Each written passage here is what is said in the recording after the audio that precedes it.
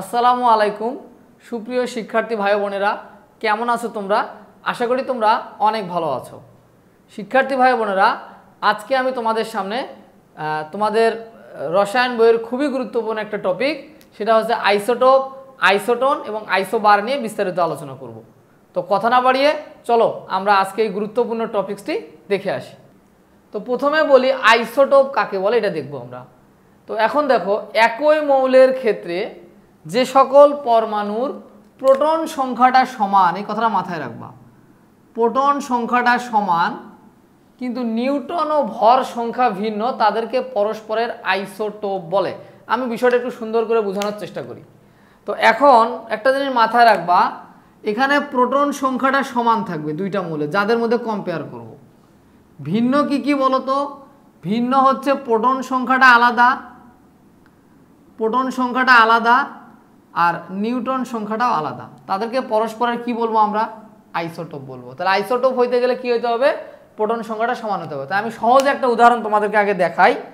মনে করো তোমরা এইখানে একটু ভালো করে দেখো, সেটা হচ্ছে অক্সিজেনের কথা যদি আমি বলি, অক্সিজেনের একটা রূপ, এখানে আমরা জানি পারমাণবিক ভর লিখি, এইখানে আমরা প্রোটন সংখ্যা বা পারমাণবিক সংখ্যা লিখি, তাই তো? Oxygen 16, oxygen 17, oxygen 18। অক্সিজেনের তিনটা চেহারা বা রূপ প্রকৃতির মধ্যে খুঁজে পাওয়া যায়। একটা কত? 16 ফরম্যাটের অক্সিজেন, একটার পারমাণবিক ভর কত বলো তো? 17, একটার পারমাণবিক ভর 18। তো এখন আমরা দেখো তো, তিনোটায় যদি অক্সিজেন হইতে চাই, এর প্রোটন সংখ্যাটা সেম হইতে হবে না? মানে একই জাতীয় মৌল, আমরা জানি যে আমরা যদি পারমাণবিক সংখ্যা পাল্টাই দেই তাহলে মৌলের নামে কিন্তু পাল্টে যায়। যেমন নাইট্রোজেন মানে কিন্তু পারমাণবিক সংখ্যা 7, অক্সিজেন হলে 8, 9 হলে কিন্তু ফ্লোরিন, তার মানে পারমাণবিক সংখ্যা একই রাখতে হবে। যদি আমরা একই মৌলের বিভিন্ন রূপ নিয়ে কথা বলতে চাই তাহলে পারমাণবিক সংখ্যাটা কি রাখতে হবে? একই রাখতে হবে, এই সংখ্যাটা কিন্তু একই রাখতে হবে। তাহলে এই জন্য বলা আছে একই মৌলের ক্ষেত্রে, আইসোটোপ কোন মৌলের ক্ষেত্রে কাজ করে? একই মৌলের ক্ষেত্রে যে সকল পরমাণুর প্রোটন সংখ্যা সমান, অর্থাৎ প্রোটন সংখ্যাটা সমান হবে, কিন্তু নিউটন ও ভর সংখ্যা ভিন্ন। এখন তুমি দেখো তো, এর ভরটা আলাদা, এটা 16, এটা 17, এটা 18, ভরটা আলাদা না? ভরটা কিন্তু আলাদা, তাই না? আবার এই দুটো যদি আমরা বিয়োগ করি, প্রোটন সংখ্যা সমান সমান কি? Proton plus Newton. তো নিউটন মানে কি? a মাইনাস পি, অর্থাৎ আমরা যদি 16 মাইনাস 8 করি তাহলে এখানে পাবো 8, এখানে যদি আমরা 17 মাইনাস 8 করি তাহলে এখানে পাবো 9, এখানে যদি 18 মাইনাস 8 করি এখানে পাবো 10। তার মানে আমরা বুঝতে পারতেছি যে এই মৌল তিনটের মধ্যে আমাদের কম্পেয়ার করি, মৌল দুটো একই জাতীয় মৌল হইতে হবে, একই জাতীয় মৌল হইতে হবে। তার মানে প্রোটন সংখ্যাটা সমান, ভর সংখ্যাটা আলাদা আলাদা। দেখো, আর এই দুটো বিয়োগ করলেই তো নিউটন সংখ্যা পাওয়া যায়, তাই না? ভর সংখ্যা থেকে এই সংখ্যাটা বাদ দিলে কি সংখ্যা পাবো? নিউটন সংখ্যা। কিছুক্ষণ আগে দেখালাম, A equal proton minus neutron equal proton ভর সংখ্যা মাইনাস প্রোটন সংখ্যা। তাহলে এই দুটো বিয়োগ করলে তো আমরা পেয়ে যাচ্ছি 16 মাইনাস 8 করলে এটা আসবে 8, 17 মাইনাস 8 করলে এটা আসবে 9, 18 মাইনাস 8 করলে এটা 10।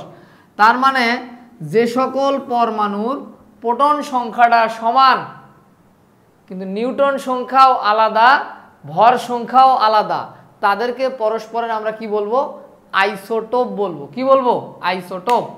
একই মৌলের ক্ষেত্রে যে সকল পরমাণুর প্রোটন সংখ্যাটা সমান, নিউটন ও ভর সংখ্যা ভিন্ন, এই যে এখন দেখো নিউটন ও ভর সংখ্যাটা ভিন্ন, তাদেরকে পরস্পরের আইসোটোপ।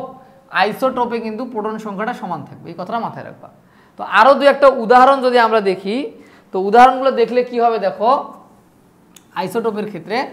তো হাইড্রোজেনের তিনটা আইসোটোপ প্রকৃতির মধ্যে পাওয়া যায়। মনে করো এই একটা হাইড্রোজেন, এখানে একটু লিখে এইদিকে লিখি, এই একটা মনে করো হাইড্রোজেন যার পারমাণবিক সংখ্যা 1, পারমাণবিক ভরও 1। আর একটা হাইড্রোজেন হচ্ছে এইটা, যার পারমাণবিক সংখ্যা 1 কিন্তু এর ভর হচ্ছে 2। এগুলো অনেকগুলো রূপ আছে, এর পারমাণবিক সংখ্যা 1, এটা হচ্ছে দেখো। তো তিনোটা মৌলে কিন্তু হাইড্রোজেন, কারণ প্রোটন সংখ্যাটা সমান, কিন্তু ভর সংখ্যাটা আর বিয়োগ ফলটা চিন্তা করো, নিউটন সংখ্যাটা কিন্তু ভিন্ন। তাহলে এইটার নাম হাইড্রোজেন, একে হাইড্রোজেন ডাকা যায়, অথবা এর আর একটা নাম আছে প্রোটিয়াম। প্রোটিয়াম, প্রোটিয়াম, হ্যাঁ, এর নাম হচ্ছে প্রোটিয়াম, প্রোটিয়াম, হ্যাঁ। এর নাম হচ্ছে ডিউটেরিয়াম, ডিউটেরিয়াম, ডিউটেরিয়াম, এটাও হাইড্রোজেনের একটা রূপ যার নাম ডিউটেরিয়াম, আর এর নাম হচ্ছে ট্রিটিয়াম। ট্রিটিয়াম। তাহলে হাইড্রোজেনের আইসোটোপ অনেকগুলো আছে, যার মধ্যে আমরা যদি বলি, তোমাদের বই অনেকগুলো দেওয়া আছে, তো একটা জিনিস দেখবা, একটা নাম প্রোটিয়াম বা হাইড্রোজেন, একটা নাম ডিউটেরিয়াম যার পারমাণবিক ভর 2, আর নাম ট্রিটিয়াম। তাহলে মিল কি বলো, সবগুলোর মধ্যে প্রোটন সংখ্যাটা সমান। দেখো প্রোটন সংখ্যাটা কি সমান, কিন্তু ভর সংখ্যাটা আলাদা আলাদা। নিউট্রন সংখ্যাটা কি, বিয়োগ করে দেখো, এর বিয়োগফল, এর বিয়োগফল, এর বিয়োগফলটা আলাদা। তার মানে আইসোটোপ হইতে গেলে প্রোটন সংখ্যা সমান হবে, নিউটন ও ভর সংখ্যাগুলো কি হবে, আলাদা আলাদা হবে। তাদেরকে আমরা পরস্পরের কি বলতে পারি, আইসোটোপ বলতে পারি। আইসোটোপ। ক্লিয়ার? আইসোটোপ হলে কি মিলবে, প্রোটন সংখ্যাটা সমান। এখন আমরা দেখব আইসোবার। আমরা কি দেখব, আইসোবার। তো আইসোবারটা এখানে একটু ভালো করে দেখবা, ভর সংখ্যা সমান হবে, ভর সংখ্যা মানে উপরের ভ্যালুটা সমান, আর প্রোটন সংখ্যাও আলাদা, নিউট্রন সংখ্যাও আলাদা, এই দুটো সংখ্যা আলাদা আলাদা। তার মানে আমি যদি শর্টকাটে লিখি, এখানে এবার ভর সংখ্যাটা মিলবে, প্রোটন সংখ্যাটাও আলাদা, নিউট্রন সংখ্যাও আলাদা। তো তুমি আমাকে বলো তো, যদি প্রোটন সংখ্যাটা আলাদা হয় মৌল কি একই হবে? না, প্রোটন সংখ্যা ভিন্ন ভিন্ন হলে মৌলগুলো কিন্তু ভিন্ন ভিন্ন হবে। এই জন্য বলা আছে কি, ভিন্ন ভিন্ন মৌলের ক্ষেত্রে।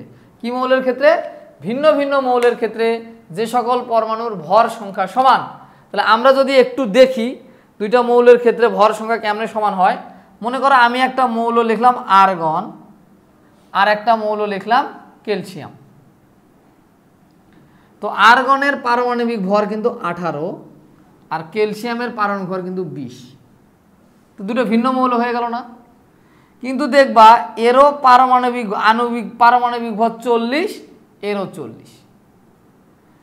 তো এটা আর একটা রূপ, আর্গনের একটা রূপ, এটা ক্যালসিয়ামের আর একটা রূপ। তো আমরা তাদের মধ্যে কম্পেয়ার করতেছি, দুইটা আইসোটোপের মধ্যে আমরা কম্পেয়ার করতেছি। তাহলে তুমি আমাকে বলো তো, এই দুটা পরস্পরের কি?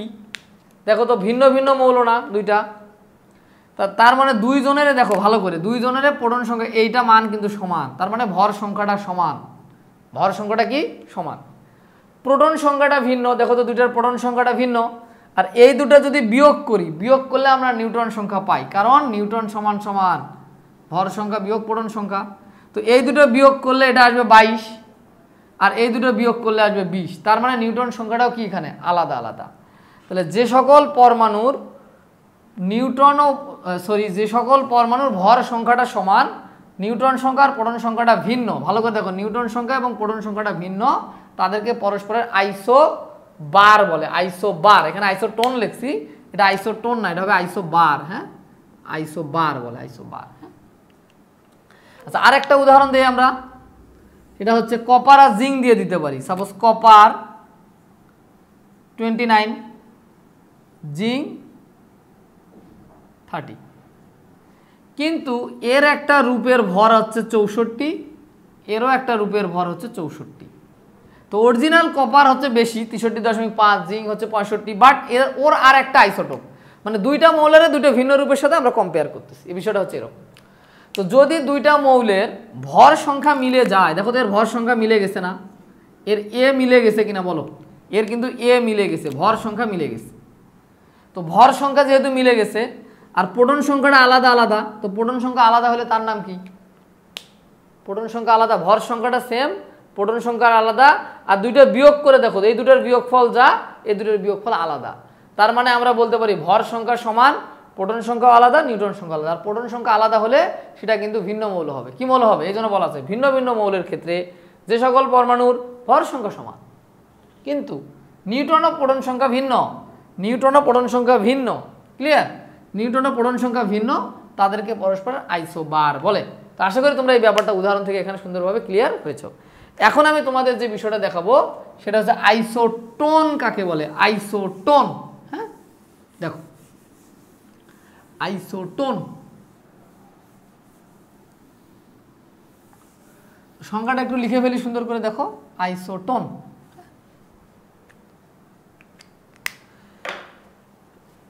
দেখো, ভিন্ন ভিন্ন মৌলের ক্ষেত্রে,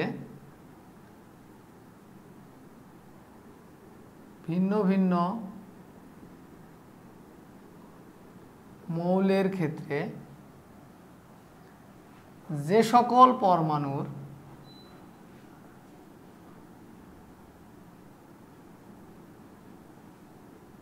ভিন্ন ভিন্ন মৌলের ক্ষেত্রে যে সকল পরমাণুর নিউট্রন সংখ্যা সমান,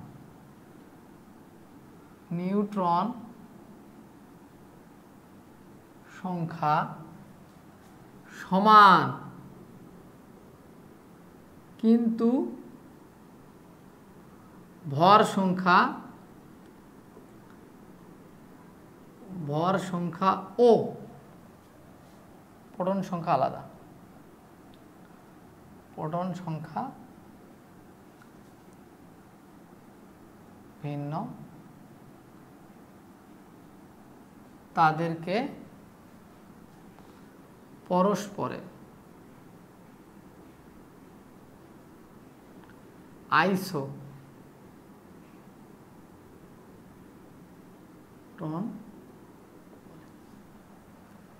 তো এখন এখানে কি কি সমান হবে, এখানে কিন্তু নিউট্রন সংখ্যাটা সমান হবে, মানে বিয়োগফলটা সমান হবে, কিন্তু প্রোটন এবং এটা আমাদের আলাদা হয়ে যাবে। যেমন আমাকে যদি বলা হয়, দেখো কার্বনের একটা রূপ হচ্ছে এটা 13 কার্বন 6, এটা কার্বনের একটা আলাদা রূপ 14 নাইট্রোজেন 7। তো এই দুটোর মধ্যে কম্পেয়ার করে দেখো তো, এই দুটো বিয়োগ করলে কত আসবে বলো তো?